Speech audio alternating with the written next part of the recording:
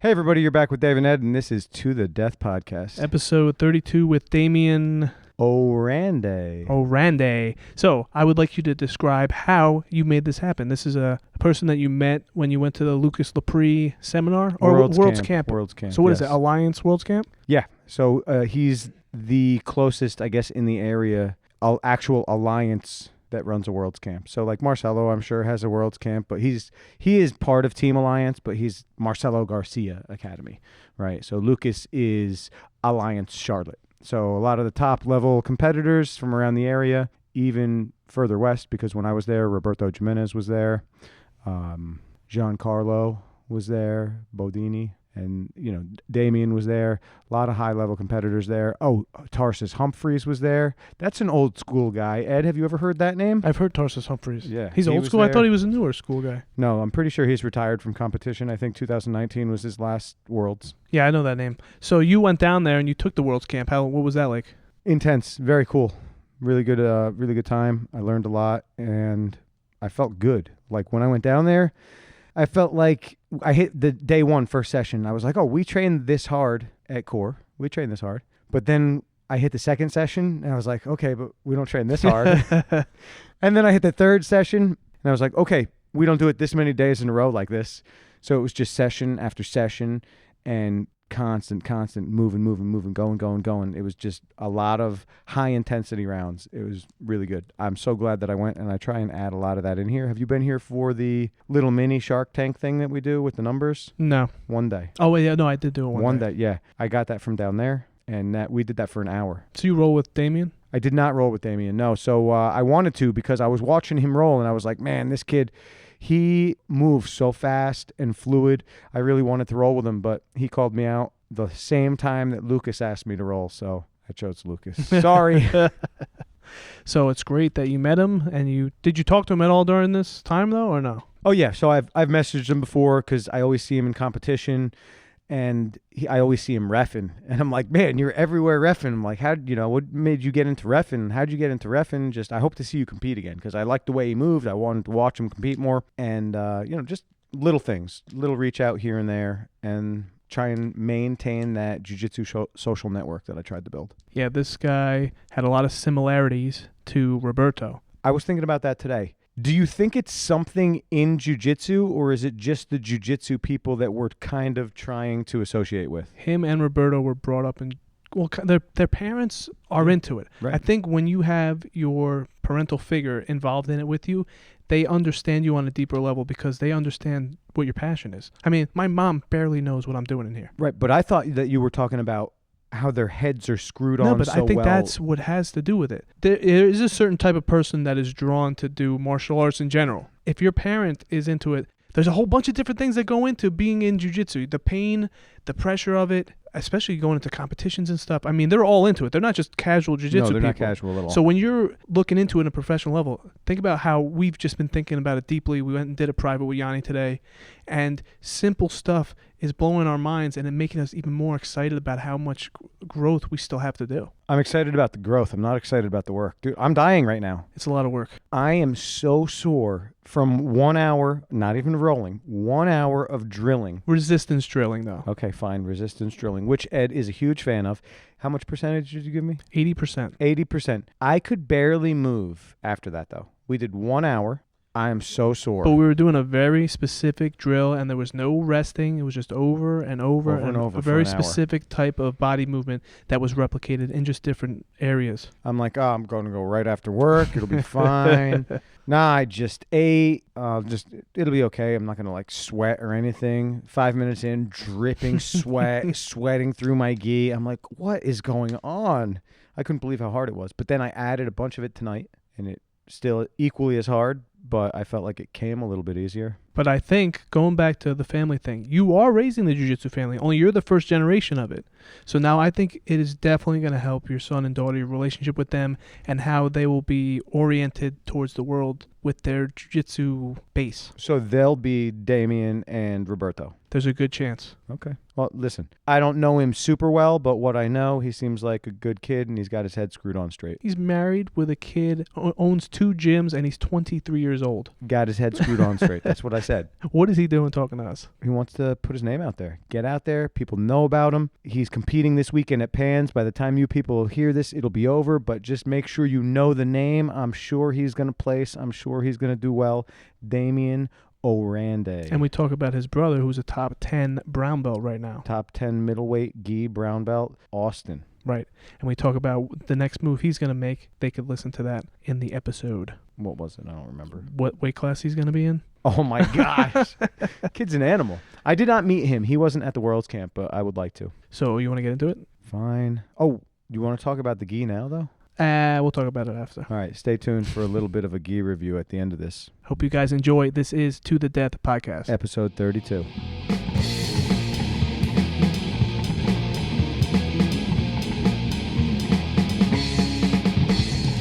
We are now recording, all right? So thank you for being on. We're happy to have you. And remember that this is not video, so you can make faces at us and whatever, and it'll be totally fine. It's not going to affect the recording. So, All right, so just the first question is, how did Dave trick you into doing this? I harassed him. A lot. He messaged me like a lot. That's my superpower. I have no shame. Yeah, he just messaged somebody that we're not going to name yet, but I can believe when he answered you. Of course he answered me. It's me. Look at me. Everybody wants to answer me. He doesn't even work for a living. He just goes and just texts every famous person he possibly can until somebody answers him. So, real quick, we'll just start with just a brief kind of history of your jiu-jitsu experience. Yeah, so I started jiu-jitsu in 2009. I started training at a small gym in the suburbs of Houston, the Baytown area. Of course, like anybody else, I think I watched a lot of MMA, UFC when I was a kid. And the fight, like I remember it like very vividly, the fight that got me into jiu-jitsu specifically was Frank Mir versus Brock Lesnar when Frank Mir hit that really nice knee bar. Oh, nice. I was like, I have to do this stuff. And actually, in my first jiu-jitsu class, I tried to do the knee bar, and of course, got in trouble by all the instructors. And the kids' class is awesome. So now, if I remember right, and actually, I think you just had a birthday. Did you just turn 22? Yeah, just turned 23 2 weeks ago. Oh, 23. Okay, I thought that you had posted 22. So 23 years old, and you're talking about 2009. Ed, quick the math. You were very young. 11 years old? Yeah, 11. I was 11 when I started. I was 25 when I started. Oh. Yeah, Dave was doing adult taekwondo back when you're doing right where you are now. Yeah. Yep. Adult taekwondo is how I started, and it was horrible. So I had a coworker who realized that I hated it, quickly switched me over to jiu-jitsu, and I haven't looked back. Oh, okay. Well, I'm happy you made this decision to switch. Yeah, me too. Did you start right with jiu-jitsu, or did you do other martial arts first? So the gym that I started training at had karate as well. So I did Goju karate and got my black belt there, and I trained like side by side. But then like after I got my black belt, I decided like I wasn't going to do that anymore. I did like one MMA fight right after I got my black belt, but just decided jiu-jitsu is what I like a lot more. So I pursued that more at the professional level. I guess I was around 16 or 17 when I decided like 100% I was going to be a professional jiu-jitsu athlete. Great.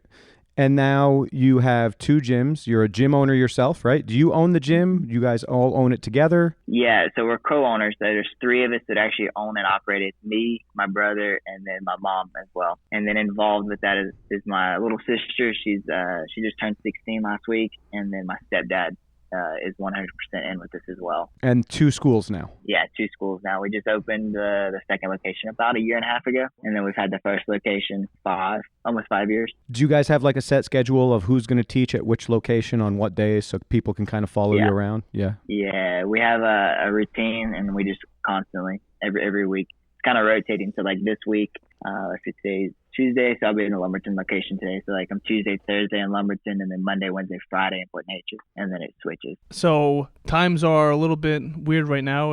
How is it going this year? A little rough, right? Man, it was crazy. So like this year, we started January off really, like the year started awesome. Of course, like lots of new students coming in, January, February. I did Europeans back in January. Like I had all my goals set for the year for everything from competition to we had stuff set for the gym. And then of course COVID happened in March. Here in Texas though, it wasn't bad. We only locked down for 9 weeks. I know like a lot of places are still like kind of on lockdown, but we locked down for 9 weeks. We lost like 1/3 of our student population. But slowly now it's starting to come back. Stuff's finally after 4 months of being open, 5 months, we're almost back to normal with training, teaching, student count, all that good stuff. So now you, I think that you find yourself in possibly a unique situation where you have more than the school. So not only are you a school owner and a competitor, but you're also a referee. How did you get into becoming a referee? So, like, I started refereeing. We had a lot of Texas tournaments, like local level tournaments. And I started as a blue belt. I just really enjoyed like that aspect of it as well. It helped me a lot when I was a lower belt, like kind of understanding the rules and all this stuff. Like I thought as an athlete, to unlock my full potential, I need to understand the rules as well. So a blue belt, purple belt, I refereed a lot of local events, and then you can get with the IBJJF once you're a brown belt. And so like my first year as a brown belt, I decided like I was just going to focus on competing, traveling a lot, doing that stuff. And then last year in 2019, I decided to jump on the referee team. And it just started like I made a connection with Rico Bastos. He's here in Texas as well. I see him all the tournaments. So me and him made that connection, and then kind of just went from there. Started refereeing a lot of events. You have to do like a rules seminar with them. And then you do this like little internship, 2 to 3 events with them, and then you become a like full-time referee if they think you're qualified. So when you started doing this refereeing, was there any surprises, like anything that you didn't expect to happen that happened? For sure. Like when I started refereeing, I thought it was gonna be like very low level, like only doing like I didn't know how the IBJJF was gonna do it, like keep me just on white belts or blue belts or kind of where they were gonna go with it. And I think it was like very soon on, I was doing really well. I was already refereeing like brown belts in my internship. But the internship's very easy. Like they have like a microphone in your ear, and if you make a mistake, they help you. But I was on some brown and black belt matches there. That I was like, whoa, I didn't expect that. So that was like immediately started sweating when they walked up. Yeah, they're like masters, but still they're brown and black belts. So I was like, oh man, hopefully I don't make a mistake. So that was like my first tournament. Immediately that happened, and I was like, okay, so I guess this is gonna happen now. And then it was kind of like white and blue and purples for a couple events, and then I just kept putting applications to go to each event. Like the first big event I did, kind of like a major, was Pan Am's no-gi last year. I put in a request, honestly expecting to be denied. I didn't know they were gonna allow me to referee that event. They put me on there, and then I was reffing pretty high level, like purple and like adult purple brown belt matches through the whole event. And then by like a couple months later, I was third referee and some like really high people like Bianca Basilio, like at the Las Vegas Open. And it kind of just it keeps getting higher and higher. I did World's No-Gi. Didn't expect I was gonna be able to go to a world event. Put my application there. They accepted for a World's No-Gi. And then this year I put in the application for the European Championship, and craziest experience in my life. Like refereeing every match there felt like a final of the World Championship, just because it was such high level matches. Even at blue belts, like the blue belts there were ridiculous. Yeah, I saw you reffing there, and I pointed out to my son because I was at home watching some of it. I'm like, look, I know that guy. I was the only non-Brazilian and only non-black belt on the team. Wow. There was I believe 24, 25 referees, and I was the only non-Brazilian and only brown belt. Okay, this is interesting to me. So I need to get into this. Go. So you do all these applications. You're a ref now. You're at the biggest shows. Walk us through an experience. Like, what is it like from start to finish of a day of reffing? It's long. It's a long day, right? So how do they? Yeah. Let's slow down. Slow it down there. Slow down. So when you get to the thing, like, how do they assign you what you're gonna do? Do you know all the matches you're gonna do ahead of time? So they roughly, I'll use the European as an example. So the first day is obviously all white belts. It's all whites and maybe like master blues. So we knew like there was no high level matches going on that day. You get designated a mat, so like I think I was on mat 6 or something like this.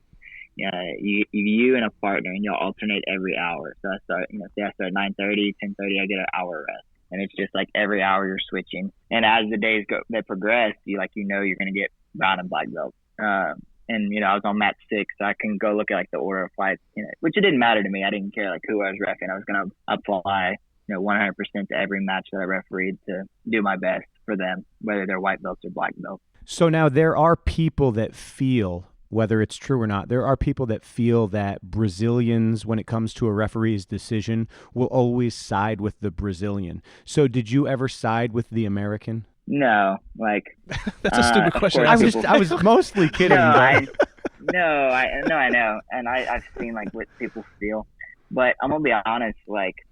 Since starting with the referee team and kind of understanding what their mindset is, it's completely different than people understand. Like I used to watch and be like, watch Keenan or watch, these really high level American guys and think like, oh, he's getting screwed. Oh, he's getting screwed. But then, they start to apply, you start to go into the rules seminars and the RTP programs, and the mindset behind being the referee and what you're looking for in the athletes in the match is what makes the difference.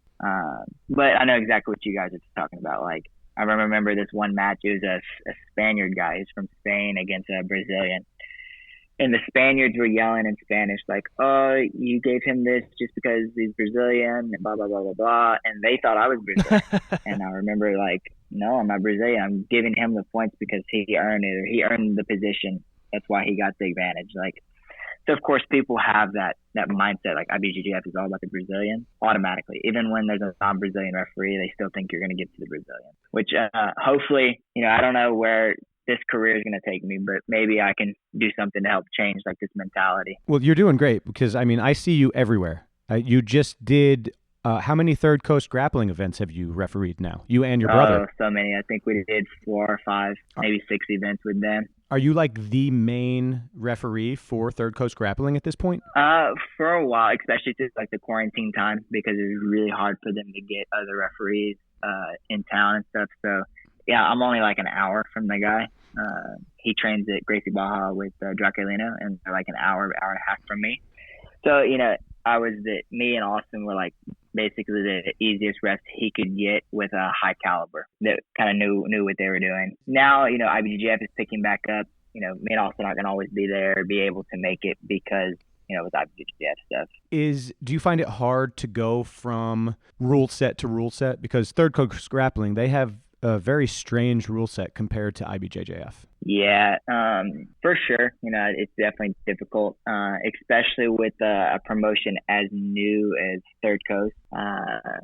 They're still honestly like tweaking some of their rules. There's always like talk. They have like a group chat, and there's always talk about like rule changes or what can they do to progress. They're doing a really good job of trying to, perfect their rule set, but they're just not 100% yet. So there was a lot of like discrepancies referee in that event just because of what they're trying to achieve in their rule set. If it was an IBJJF rule set scoring with them, it would have been like really easy for me because I know the IBJJF is super easy.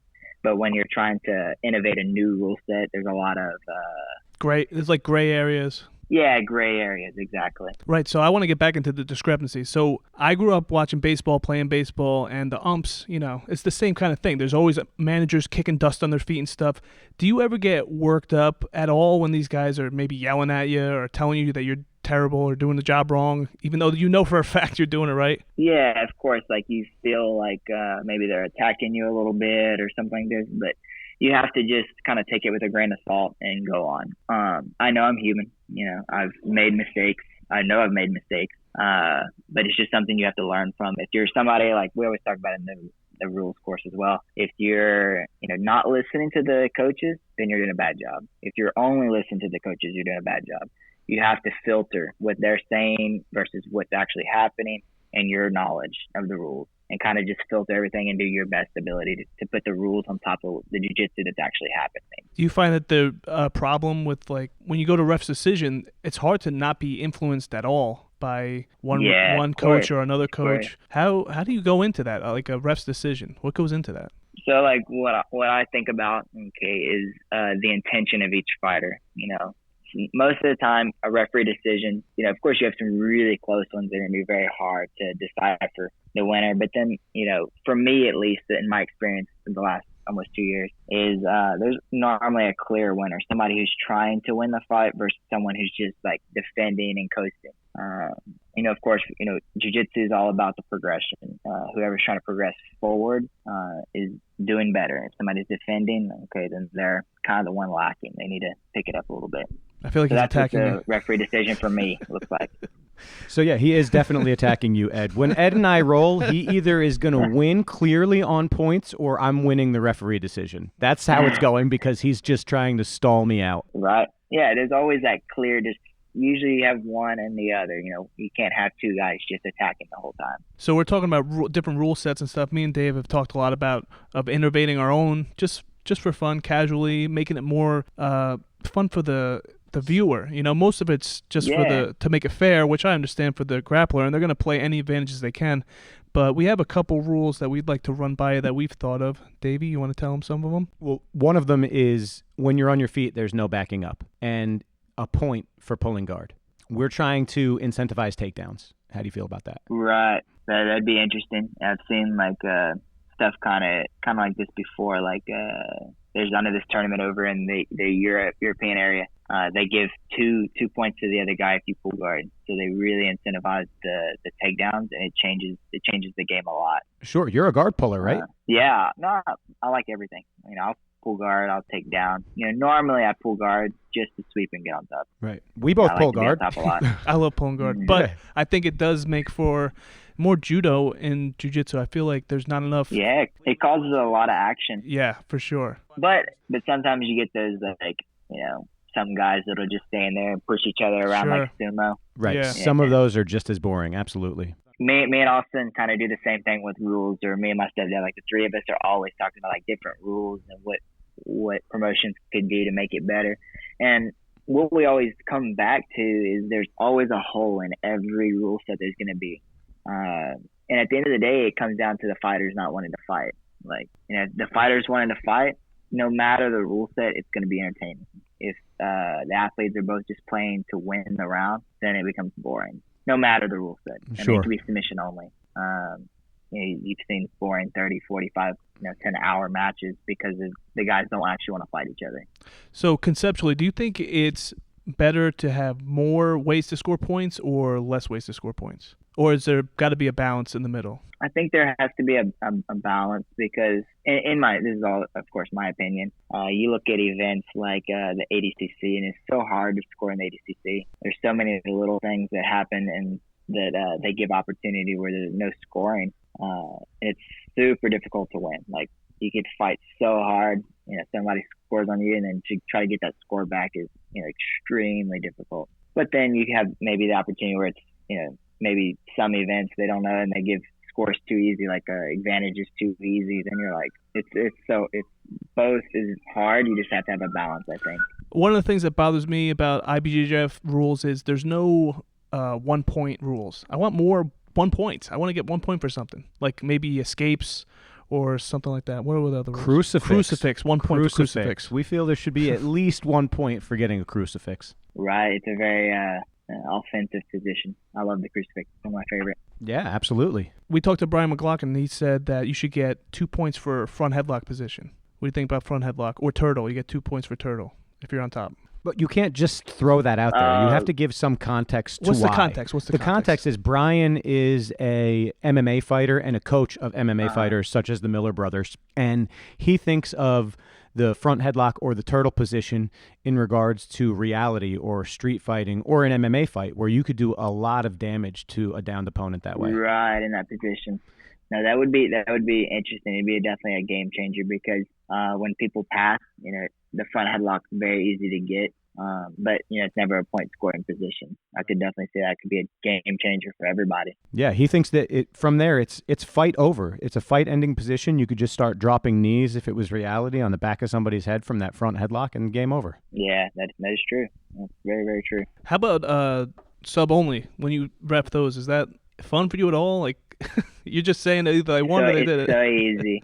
Yeah. No, it's so easy. Like I do enjoy repping it just because of the lax part of the job. All you have to do is pay attention for the guy to tap. Normally, when I referee submission only events, they're up on the stage, so make sure the guy doesn't go off the stage. Personally, I enjoy it just because it's so easy and you can really just enjoy the show and the beauty of jiu-jitsu, athletes going back and forth trying to submit each other. Have you ever got caught up and then you forget that you're repping the match and then you maybe miss something? Of course, like sometimes you zone out or you'll be so like something that happens with me is I'll be watching and I'm like, wow, that was a really nice sweep or a big takedown. You're like, oh, you need to score it. And of course the coaches will be in the background yelling for you to score, and then you realize, okay, what just happened, and you have to score it. But that's usually what happens with me sometimes. It's like, wow, that was such a nice takedown or a nice back take, and I'm like, oh, I got to score this position. I'm sure that happens after your 1,000th white belt match of the day. Oh my gosh. So here's a place that maybe I don't even know if it was you or your brother or You guys there? Sorry, I didn't mean to disconnect. I That's was all right. trying to hang up on another call. That's right. Ed started yelling at me for that because, of course, it had to be my fault. So my question was going to be about the zoning out, or like more watching the fight than worried about reffing. I was wondering what happened, or did anything like that enter your head during that Third Coast grappling match where it actually like turned into a brawl? Were you there for that? I can't remember who was reffing that match. Yeah, man, that match happened like so fast. So I'll explain like what I saw and what was going on. Did not expect it one to turn into like a full brawl away, because they ended up going like outside the mat, and then it just turned into the crowd fighting, and then Ryan ended up kicking like a lot of people out that night. But I remember, so like, you know, watching the fight, and I saw then what Third Coast likes is they like that ADCC feel, the heavy collar tie event. So, you know, they started to exchange some heavy ties. One of the kids, I believe Dakota was his name, he was actually from an MMA wrestling gym. And he started to throw some heavy hand ties, which were all in position to be legal. They weren't on the face, nothing like this. And then Victor threw like a leg sweep, like a foot sweep. And it was clean. It wasn't like a leg kick or anything. And Dakota didn't like it, like at all. And then ended up slapping the other kid in the face. And then that's when stuff started to exchange. You know, I broke them up. We were able to break them apart, get them to each corner. And then I remember the Brazilian kid actually started to calm down. The coach, you know, of course, he was going nuts. But we were able to contain them. And then all of a sudden, I passed Dakota off to the director, Ryan. I passed to him over there. And then he got away from Ryan and just went after the Gracie Ball, the whole Gracie Ball team. Like, he just jumped in and started fighting them. Khabib style? Yeah.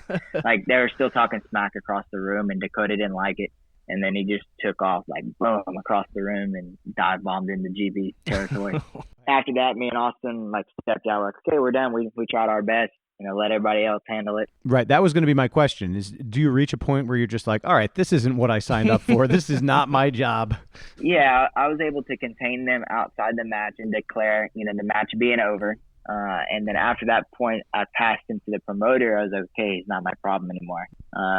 You know, we started to step to the side, and that's when Dakota got loose. And then after that, you know, we went towards them and then decided to, like, pull away from it just because, you know, of course, it's a dangerous situation. I didn't want to be a part of it. And there's no telling what was going to happen in that scenario.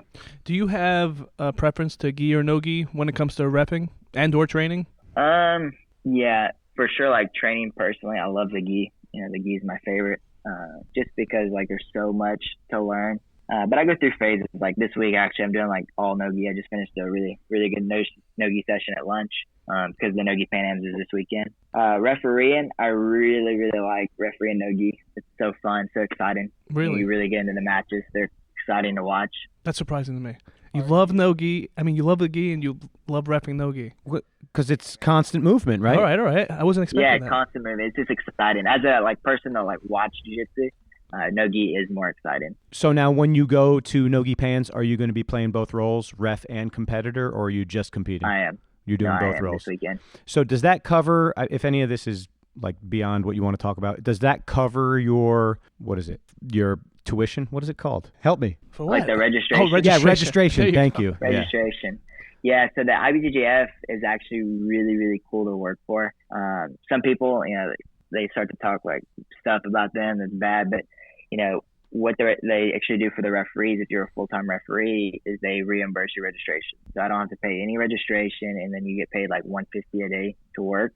So it helps a lot with the travel, you know, to pay for my plane tickets, all this stuff, with what they're actually paying me, and then the registration gets reimbursed. That's great. That's pretty good, yeah. Yeah, I agree with that because, I mean, the refs are kind of the backbone to a good tournament. If you can't trust the refs, you can't trust the tournament. Yeah, exactly. Now, when you compete under Alliance Charlotte, is that right? Yeah, I compete under Alliance Charlotte.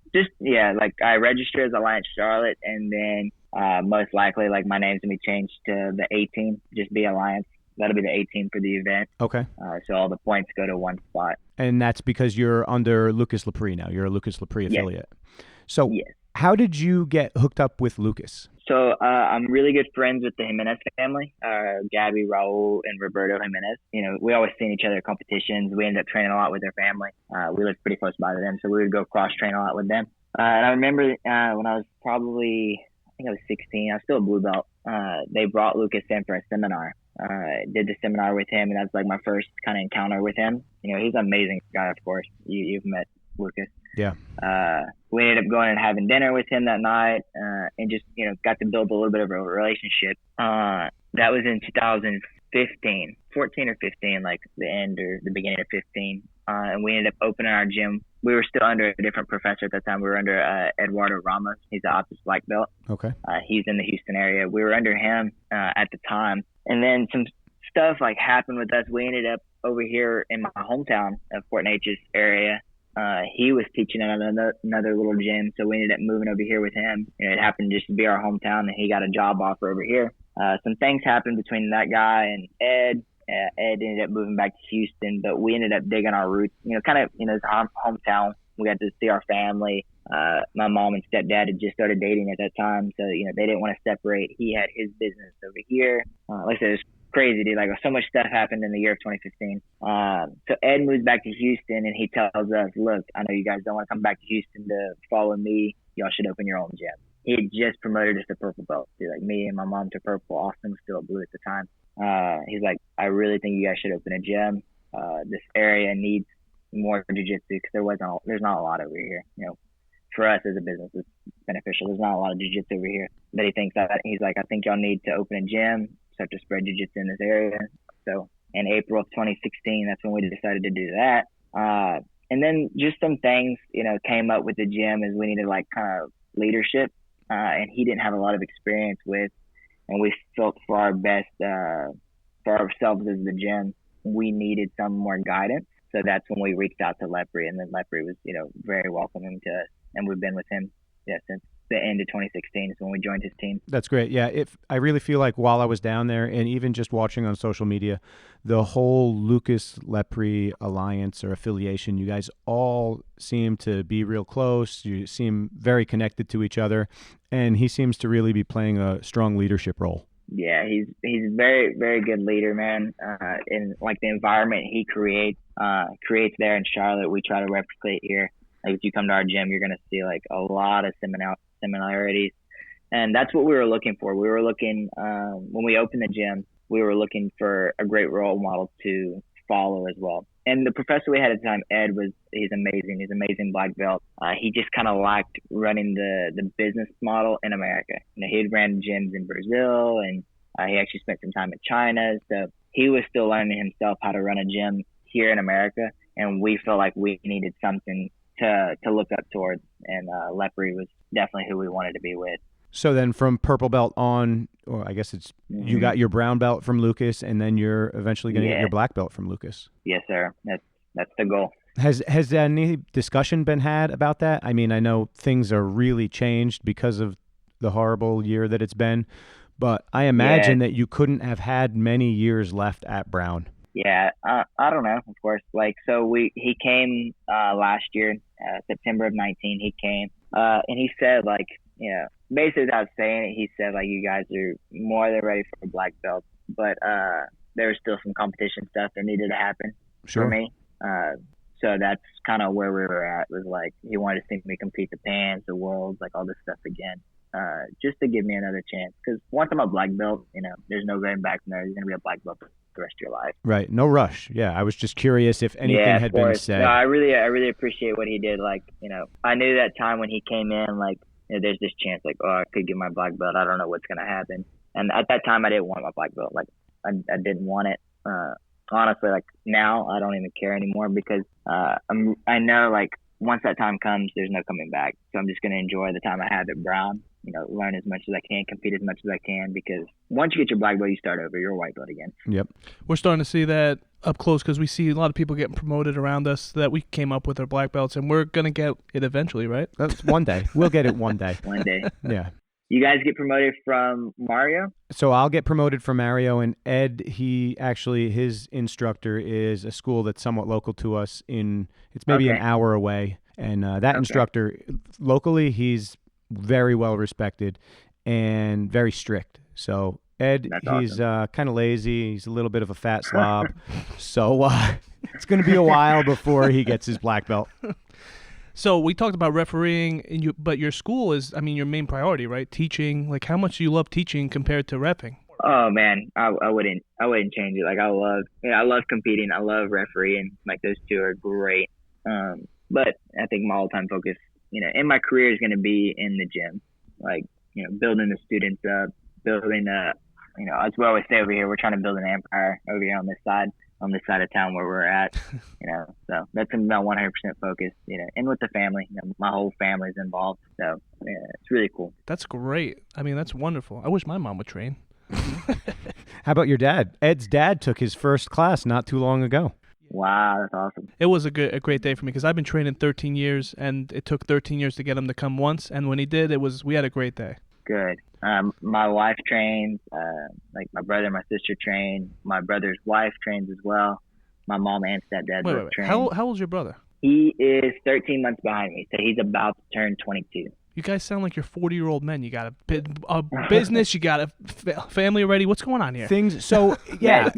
Slow it down a little bit. So 18. I was 18. I had 1 month of high school left when we opened the gym. That's like my dream. I wish I could have did something cool yeah, but like now he's so glad that he doesn't have a gym because he likes having nothing tying him down. Yeah. He's like, he says to me all the time, let's just pack up. Let's take this podcast on the road. I'm like, I'm not going anywhere, dude. I got the gym. I'm staying right here. This is where I want to be. So I'd love to go to Texas because I'm sick and tired of the cold, but I'm not leaving the gym. I'll never leave the gym. Right, yeah. What's going on? I think Ed's more stuck in his head. Like, you guys are 22, 23 years old, married and everything. You have a few kids too, don't you? I have one daughter. One daughter.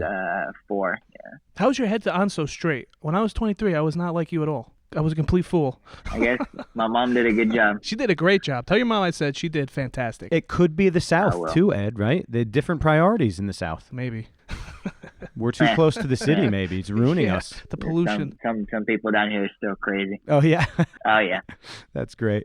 So also while we have you, and you were bringing up family and how everybody's a part of everything, congratulations to your brother for making it to the top 10 for brown belts, middleweight. Thank you. That's very cool. Yeah, he's doing a great job. He's going to fight Pans No Gi this weekend. He's actually, man, Austin's crazy. You have to talk with him one day. He's fighting super heavy at the Pans No Gi. I think he's got 6 or 7 guys in the division. Super heavy? Super heavy, yeah. He's only 180. But he's done so well. He's fought a bunch of open classes this year. And he's done so well against really big guys in the open class. Like, me and him closed out the Austin Open No Gi, like open weight. He tapped all the big guys. Fortunate enough, I got all the little guys on my side of the bracket. So he said, he feels so good, especially no gi with the bigger guys. He's going to fight super heavy. So planning on using his speed against them, huh?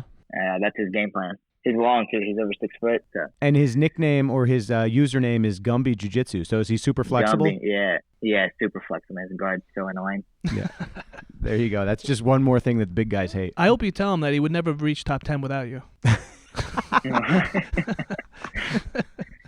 Me beating him up every day.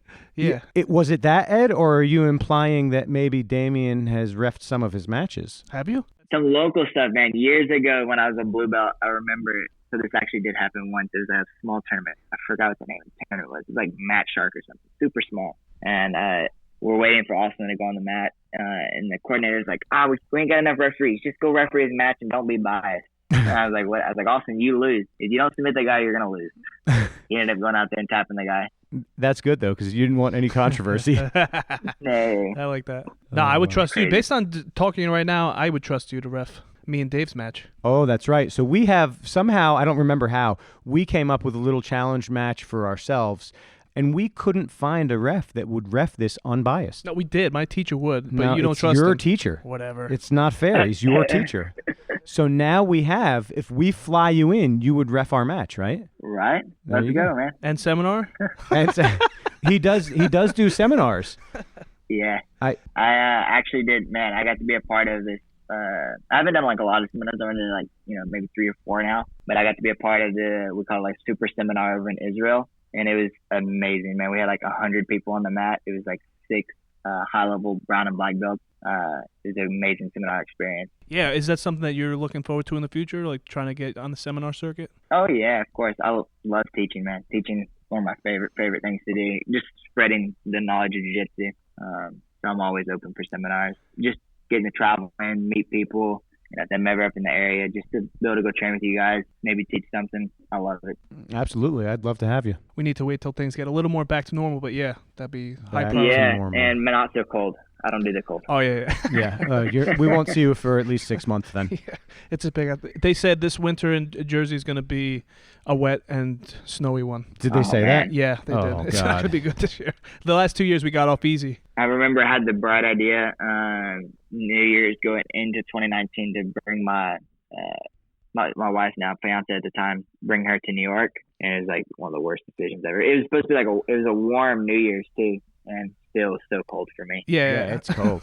I would have told you not to do that. We were just talking the other day how I'm done with the cold. I can't take it anymore, and now he just lets this news down on me. Oh God. Sorry, buddy. You got a You're big not So sorry. drive. Gordon, man, move, get out of there. I got the gym. I'm not going anywhere. Wait, where's Gordon moving Right. to? Do we know? Gordon, he's moving to New Hampshire, right? New Hampshire, Texas, or there was one other, I can't remember where. What's in New Hampshire? Yeah, Nothing. that's what I said. What's in New Hampshire? Live free or die. Do they have like no No state taxes, taxes? no Oh, that's taxes, what he's yeah. doing. He wants his money. I Sure. can respect that. Right, man. Fair enough, man. And just like we said, we were talking about a little bit in the beginning of the podcast, here in New Jersey, we're around the corner from another full shutdown. Really. Yeah. So I have a question for you guys. Like, did y'all, and you don't have to answer if you don't want to, but did you guys keep training during the lockdown, or did y'all like completely like nothing? We completely shut down. For the first 3 months, Wow. me and Dave didn't. We could have. We were just trying to, I don't know, test out the waters. But back in June, I started training like in garages and Okay. stuff. It was shortly after that I started training again. But back then, remember, we're in like what was the epicenter. The deaths or the death rate Right. in this area was really high. We weren't sure what's going on, how serious this really is. There were probably a few people still training, but we did not train for 3 months. Right. So we were able, my family, my immediate family is 8. So we kept training. We didn't see like a lot of people out. We didn't like see or hang out with people. We just kept like our group, kind of quarantined ourselves from everybody else. The only one that was kind of going out was my wife, because she's a radiologist tech, so she was going to work. But then other than that, it was just me and my family were able to keep training at least, I think, 3 days a week is what we kept, along with like a little bit of weight training and jogging and stuff like this. You're so lucky. Why No. Why you get so lucky? You got a great It's family not that trains luck. jiu-jitsu with Super you. fortunate. It's a little bit. Luck listen, is when if he- preparation meets hard work. Sure. But if he was alive 20 years ago, none of this would have happened. No, But none he's of it. taking advantage of everything. God bless you. Right? I took advantage. Yeah. We didn't do any weight training. We each gained a whole ton of weight while we were off. I gained weight too. I think everybody did that. Even if you were Everybody still gained training, you weight, gained yeah. weight. And then both of us, we have jobs. We still had to go to work. So Yeah. who knows what we were going to bring into the room if we were training. Right. At least you guys still had, the jobs. That helped. That did help, yes. So, So. can you pull up the list? Oh, okay, yeah, you've got the list, Oh Ed. my God. You need to listen for you. I do need a list in front of me. I had a couple of good topics written down Go there. ahead. Oh, well, maybe we did them all. You don't know how to read? I can read. Jeez. Well, how about a podcast for you? You ever think about I think he's doing pretty something? busy, Ed. Nah, you could do more. They can always do more. Man, yeah, if I had time, like I have so many things right now on my plate. I do like doing podcasts. Podcast is fun. When you guys are training and rolling down there, are you listening to country music? No. Woo! All right, thank God. What do you mean, thank God? Country music's fine. No, country music is not fine. It's the only music that shouldn't be classified as If music. my mom runs training, then we're going to listen to country music. There we But go. no, we That's don't funny. listen to country music. I like it, but everybody else in the training is not good for training. People are like, oh, you're putting me to sleep or making me want to go drink beer right now. What's going on? That's great. Sometimes when I want to mess with everybody in the group, like I won't be paying attention to the radio and they'll be like, what are we listening to? And I'm like, oh, you don't like this? And I'll just put on like love songs. Yeah, anybody who complains on my music, they're gonna hate themselves for a week because I put like awful music. That's perfect. Just That's to exactly tell- what you're not to there for. complain- Not to complain about my music. So I have one more question written down here, and it's actually, if you got to choose a competition that you wanted to ref that you haven't yet, what would that be? So I think the only thing for me right now that I haven't refereed that I would like to eventually referee would be the World Championship. I've gotten to do Master World, Nogi World, the European. I didn't do the Pans this year, just with all the COVID stuff and all Sure. that stuff. I just wanted to kind of relax and focus on training and get my body back in shape before I started refereeing again. But I really would like to referee the World Championship one day. I think that's going to come if you keep heading down this path. But what about ADCC? man, let's see where all this takes me. ADCC would be really cool, just again for like the learning aspect of their rule set and their style, because they have, their rules are very like WGF. They have their rules written down and it doesn't change. It's very hard to get their rules changed. So maybe in the future that would be something that could possibly occur. How about combat jiu-jitsu? Oh, that'd be interesting. Maybe. Don't Yeah. put your thumb down. I think I'm with David on that. You don't like that I one? don't know about combat. If I was gonna do combat jiu-jitsu, I might as well go referee MMA. Yeah, right. I don't like combat jiu-jitsu. I don't like watching it. I wouldn't want to ref it. Jeez, why so much hate on it? Yeah. It's because I just like jiu-jitsu. It is jiu-jitsu. I'm not man enough for strikes. He laughs at Same that. thing for me with EBI. I'm not a huge fan of the EBI rule set. I don't like it. I don't like training that style. I guess it's just personal preference, but I don't like EBI or combat jiu-jitsu that much. So, looking from a referee standpoint, it doesn't even matter a referee standpoint, but your opinion might be different because of your background refereeing. Who do you think's the most exciting grappler right now? Either Gary Tonin. I really like watching Renato Canuto. He's so exciting to watch. You're never gonna have a boring match with him. Right. Yep. Dante Leon right now, that kid's on fire. Like any match that Dante's on, I'm watching that match just because he's so exciting. He's so technical. He's just a full package as well. Those are like the most exciting grapplers for me. I think a lot of people have, those guys written down as their most exciting grappler. Absolutely. I side with Gary Tonin as most exciting. So then if you're a fan of Dante, you must be looking forward to Roberto versus Dante. Yeah, of course, because Roberto is my friend. I've known him since we were kids. And then Dante as well. I like him. It's going to be a firefight. I cannot wait. When is that? December 11th. December 11th. We're going to watch it together? What, you want to do another watching Sure. who's number one? Maybe if you don't fall asleep this time. Well, yeah, I start work really early in the morning and I fall Everybody asleep. knows. Shut up. No, maybe Damion doesn't know. Maybe he doesn't listen. Do you listen? He doesn't listen. It's all right. Wait, you don't Listen to it. to the podcast? No, I've never heard of you guys' podcast, honestly. You didn't listen to the one with Roberto? You guys are not that good of friends. Talking about. No, I guess I need to go listen to it. We went to see Roberto. When was that? In June? Roberto was over there? Yeah, he was visiting with Vera. Ah, okay. Yeah, you're not the only person we could trick. We tricked him too. Yeah, Roberto's super cool, man. Yeah, no, he's definitely fun to talk to. He's another one just like you. Like, he's way ahead of his time. He's like 40 years old behind the ears. Yeah. Did you guys sit and have dinner with him yet? We did. He taught a seminar at my school, and we went out to dinner with him, yeah. Okay, dude, that kid can eat so much food. It's ridiculous. I know. Like, his jiu-jitsu is amazing. He's really cool to hang out with, but to watch him eat food, it's unreal. Let me tell you, the thing that I found the most entertaining with him, or like his greatest quality, so my 10-year-old son attended the seminar, and he was only 9 at that point, and Roberto talked to my son for an hour and a half at dinner. I just sat there and ate, and my son and him talked for an hour and a half. That's awesome. Yeah, well, Roberto is closer to my son's age than he is to mine, so. Yeah, I think he's only, 20? Yeah, just turned 20. Something like that. Yeah, it's crazy. So. Roberto's a big kid. He's awesome. Yeah. Do you have anything else for us? Any questions? No, man. Hope to see you guys soon. Hope I can get up north. Yeah, the way we like to wrap this up is just, what do you see going on in jiu-jitsu in the future? You think we have more room to grow, or you think we've hit our peak and COVID has slapped us down? Oh, yeah, man. Jiu-jitsu has so much room to grow. There's so much things that jiu-jitsu hasn't unlocked yet that we're getting there little by little. Like, I've watched the sport for the last 11 years, and in the last 5 years, jiu-jitsu has made a huge jump. And I know in the next 5 years, it's going to jump even more. I agree with that. I feel like your sentiment we talked about back in January, we were feeling the same thing. Things were going the best they've ever been, and they felt like the sky was the limit. And I think eventually I think they're going to get back to normal.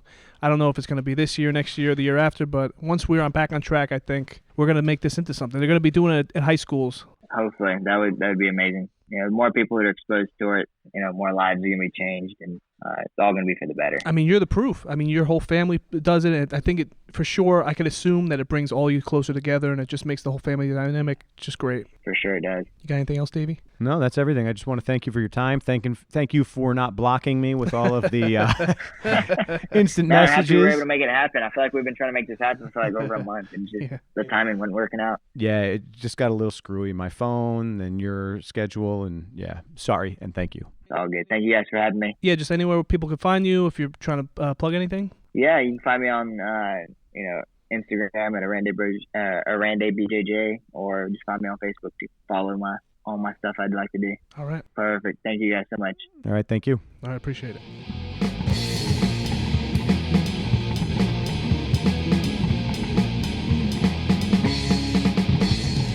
You know what I was thinking about today? He has a good name to be like announced. Say it. Damion Oranday, right? It's like your name would be okay. Edward No, it's Wilson, but David Ross. It's too short. There's not enough vowels in it. I like Sweaty Eddie Wilson. That's not bad. Not bad. Yeah, but I feel like Damion has a bunch of vowels, so it like rolls off the tongue well. Yeah, the O is like a nice yes. little... Nice. Yeah. He's got to get good, though. He's got to start winning these big tournaments. He's 23. I think he's got a bright future. And his head with the belt system is where our heads are now. Like, he initially really cared about the belts. It seemed. He didn't say this in so many words, but now he's saying, like, the belt is whatever. Yeah, it doesn't matter. It'll come when it comes. And it's a start over anyways. Black belts, you're a white belt again. You're starting a new journey. That's what all these black belts have been telling us, and I believe them. There you go.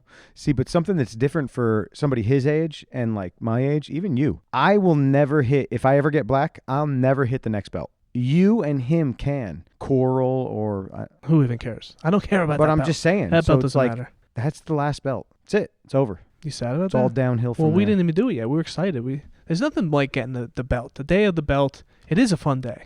No? All right. You don't like getting the belt? You know, I haven't thought enough about it. No, if you your brown belt. My brown belt day, I remembered it was a nice day. All my buddies were It there. was fine.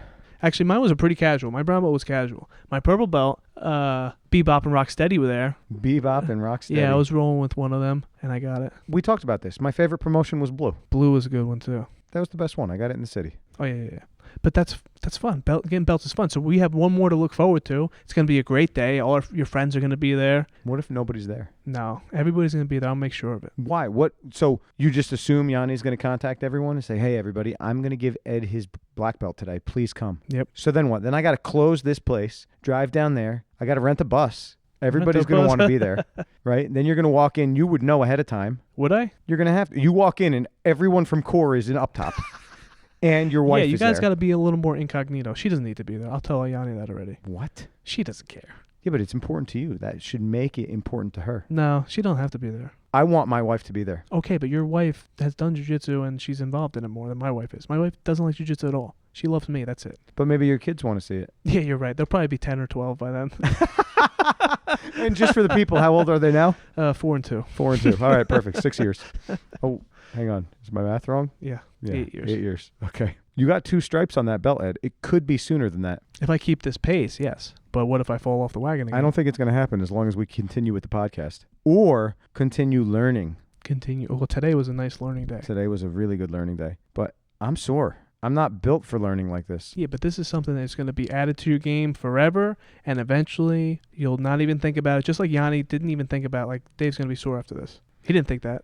No, I really think that Yanni was watching me in total disgust. You today. keep saying Did that your to phone him. just go off? Yeah, my dad Your texted phone me. just went off. Nobody heard it, though.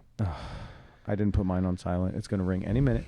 Your son. Why does he love you so much? I have no idea. I don't know. I don't know what I did to deserve that love. So today we got some gis. So I've had these gis. I've had 4 gis, 2 for you, 2 for me, here for months. Anyone that's been following along with the podcast, you know that I've had these gis forever. Finally, I just texted Ed. I said, don't bring a gi. These gis have been here long enough. We're going to use the ones that are an alliance gi. That doesn't tell you what manufacturer. You stopped and stared at me. There's only select manufacturers that can make gis for Alliance. All right, so these are the Alliance gis that I got. So you can whittle it down after we say all the trash we're going to talk. Sure. But so I was like, we'll use the other one. We'll do the gi review. But this one, I've had enough. I'm using the gi. Let's pull it out. What a piece of garbage. How much money were these? It had to be close to $200. Each? Yeah. Oh, my. First of all, the pants and the top do not match. They're not the same color. They're not the same color. The no. pants are super off-white, and the top is a little off-white. Yeah, I put it next to my Corral, which right now is my favorite gi. The Corral is like, it's almost a year old. Oh, are they a sponsor? Bright. No, Why are I'm you just mentioning them? For comparison, anyone that has a Corral Okay, will know what alright. I'm talking about. Bright white. These things right out of the bag, brand new, dull gray, and then the top is a little bit brighter than that. What the heck is that? And the string. They only went halfway with this string. Hey, it's better than the gis that come with the gi material string. I hate those. That's the worst. But how about the cuffs on the sleeve? They don't make any sense. I don't think you can compete with this gi. I do not think it's IBJJF legal. But you know who would be able to tell us? Who? Damion. Oh, yeah. He's the ref. He's the ref. We should ask him. I'm going to send him a picture, or maybe I'll just send him the make and model or brand or whatever and ask him if it's IBJJF legal. Doesn't they have to be white or green? Or green. Or blue? White, blue, or black. These aren't white. They're gray. But I got to say, we didn't wash them yet. I feel like once they shrink, it's going to be a nice size, though. Sizing was good. I like the material of the pants. The ripstop, these are actually a very comfortable ripstop. Yeah, they're a little thicker. I think they're a little more sturdy. The top was comfortable, roomy, but the cuff I didn't like. The color I didn't like. If you care about aesthetics, these are not the gi for you. These are not the gi for you. And we're not even mentioning it, so don't even worry about it. Yeah. You could skip this gi. Reach out to us, and we'll tell you the brand. But it's going to require people reaching out, all right? Although, Ed, we have gotten more feedback on the past episode than we got on any other episode Everybody ever. loved Jess and Tina. They loved it. And then did you see that Jess posted the video? Yeah, disgusting. The video got so many comments, I too. showed my wife. She's like, oh, my God, look at her face. Crazy. So, did we talk about the episode at all? No. No. Okay. We talked to Damion, and it was a very nice conversation. He's a very nice young man, and we look forward to eventually having him for a seminar and to ref our match. That's right. He is one of the good referees, I guess. If they keep picking him for the majors, he's reffing again at a major this weekend, or by the time you guys hear this, he will have reffed at a major this past weekend. So he must be up there on the list of people that they like. So he's going to come, IBJJF rules, and he's going to ref Ed and I's challenge match. We got to start cementing these rules down and give it to him ahead of time. Because we're gonna have are we doing our own rules? Oh, hell yeah. He liked our rules, too. He didn't push back on any of them. No. What he did say is there's always holes in a rule system. And I think we do have to balance the amount of rules we have. That's true. There was a set of rules he did not like at all. EBI. Combat jiu-jitsu. Combat.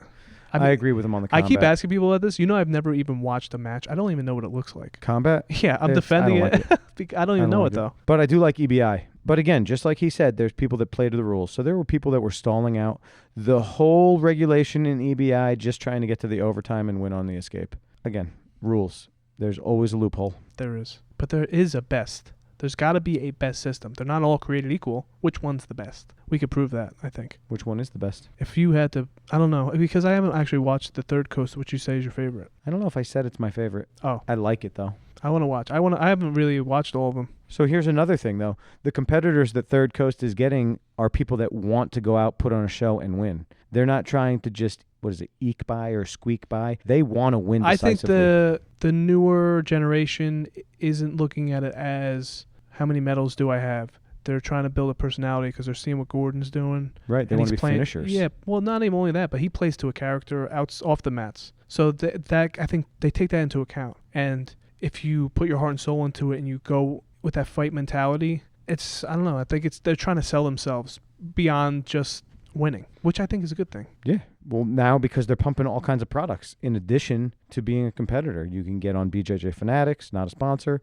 You could be pumping out your instructionals wherever they are. I think this is stemming from MMA because this is what's been happening in MMA where guys are really going the WWE route.